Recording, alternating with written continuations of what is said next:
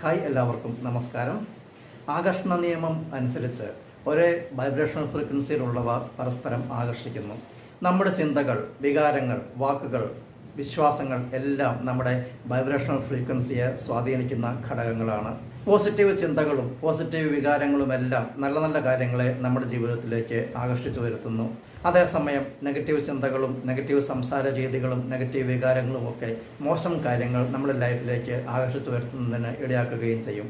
നമ്മുടെ ജീവിതത്തിലേക്ക് നല്ല ജീവിതാനുഭവങ്ങൾ, നല്ല നേട്ടങ്ങൾ, നല്ല വ്യക്തികൾ ഒക്കെ കടന്നു വരണമെങ്കിൽ നമ്മുടെ മനസ്സിൽ നിന്നും നെഗറ്റീവ് ചിന്തകൾ മാറ്റി അതിനു പകരം നല്ല ശുഭചിന്തകൾക്ക് സ്ഥാനം കൊടുക്കണം.